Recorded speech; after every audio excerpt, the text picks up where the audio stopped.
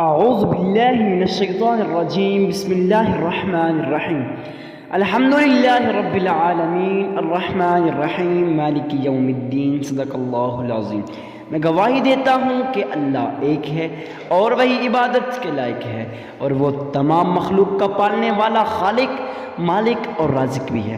میں اس بات کی گواہی دیتا ہوں کہ محمد مصطفیٰ احمد مجتبیٰ رسول عربی صلی اللہ علیہ وسلم اللہ رب العزت کے بندے اور آخری رسول ہیں اور خاتم النبیین بھی ہیں۔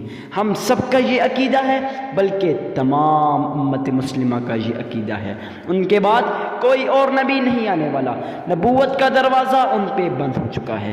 معزز سامعین کرام، آج ہم آپ کے سامنے ایک ایسا نایاب، پاورفل، مجرب اور آزمودہ وظیفہ لے کے حاضر ہوئے ہیں۔ یقین جانیں، اللہ والے فرماتے ہیں جب بھی آپ پہ کوئی مصیبت آئے، کوئی پریشانی آئے، کوئی ٹینشن آئے، تو آپ لوگ اس نایاب تسبیح کو پڑھ لیں، پھر دیکھیں میرے رب کے معجزات۔ اب معزز سامعین کرام، اکثر لوگوں کا سوال یہ ہوتا ہے، ٹھیک ہے ہم وظائف تو کر لیں گے مگر وظائف اثر نہیں کرتے۔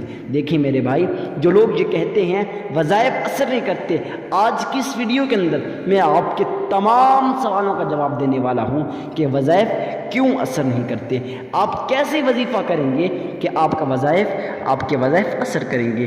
معزز سامعین کرام، اللہ والے فرماتے ہیں نا کہ جب آپ وظیفہ کریں اس سے پہلے اپنے ذہن کو صحیح کر لیں، اپنے دماغ کو صحیح کر لیں، اپنے دماغ کے اندر ایک بات کو بٹھا لیں کہ انشاءاللہ میرا یہ وظیفہ قبول ہوگا۔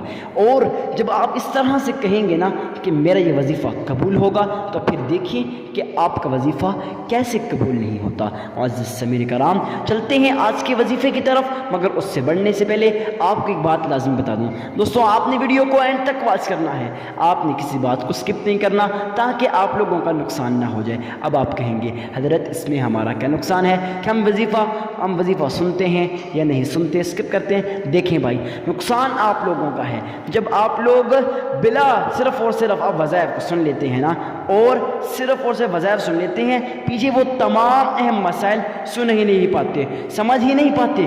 کون سے اہم مسائل؟ وہ اہم مسائل جن کو اگر آپ سمجھ جائیں تو 100% آپ کا وظیفہ قبول ہوگا۔ تو معزز سامعین کرام، آج کی اس ویڈیو کے اندر آپ نے ان تمام اہم مسائل کو بھی لازمی سمجھ لینا ہے۔ تو چلتے ہیں وظیفے کی طرف۔ سب سے پہلے آپ لوگوں نے اللہ کے حضور صدقہ دینا ہے۔ جب بھی آپ وظیفہ کریں اس سے پہلے صدقہ لازمی دے دیا کریں۔ اب صدقہ دینے سے کیا ہوتا ہے معزز سامعین کرام؟ صدقہ دینے سے یہ ہوتا ہے کہ آپ کے تمام جو بھی مصیبتیں ہیں، جو بھی پریشانیاں ہیں، جو بھی ٹینشنیں ہیں، جو بھی بلائیں ہیں، وہ بلائیں، وہ مصیبتیں، وہ پریشانیاں، وہ ٹینشنیں جڑ سے ختم ہو جاتی ہیں۔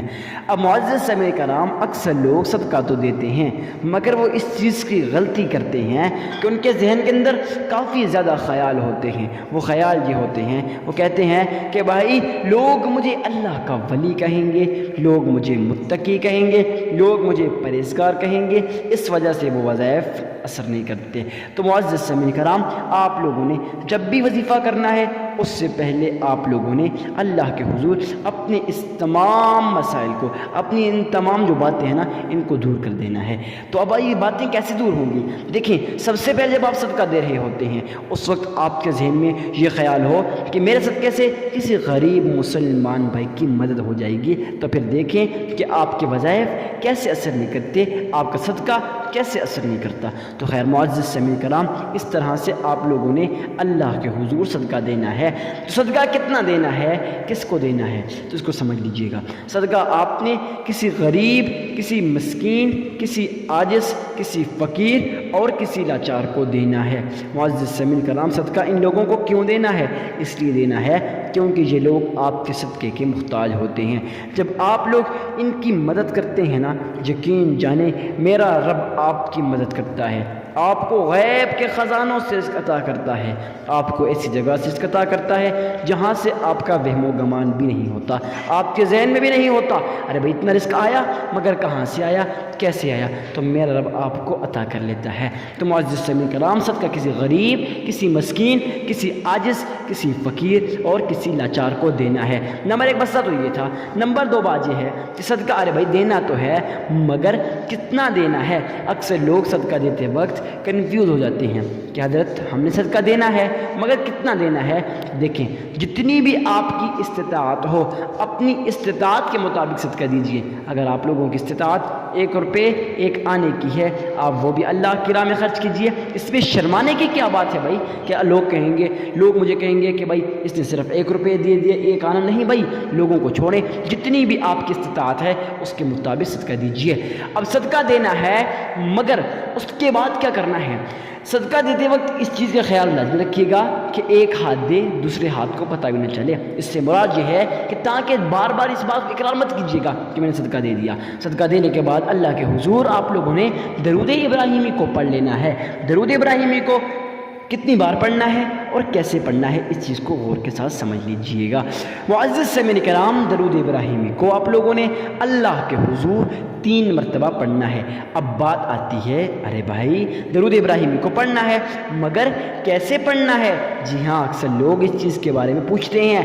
دیکھیں بھائی درود ابراہیمی کو آپ نے کچھ اس طرح سے پڑھنا ہے گویا آپ اپنے ذہن کے اندر اس خیال کو پیدا کیجئے کہ آپ روضہ رسول کی جالیوں کے سامنے کھڑے ہو، محمد مصطفیٰ احمد مجتبی رسول عربی صلی اللہ علیہ وسلم آپ کے اس درود ابراہیمی کو سن رہے ہیں۔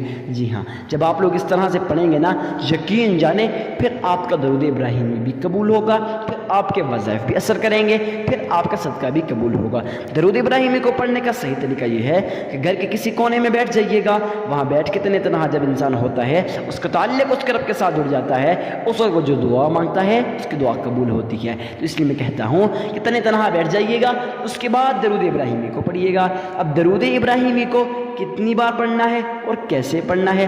تو معزز سامعین کرام، درود ابراہیمی کو آپ نے کچھ اس طرح سے پڑھ لینا ہے: اللہم صلی علی محمد وعلی آل محمد كما صليت على إبراهيم وعلى آل إبراهيم إنك حميد مجيد اللهم بارك على محمد وعلى آل محمد كما باركت على إبراهيم وعلى آل إبراهيم إنك حميد مجيد۔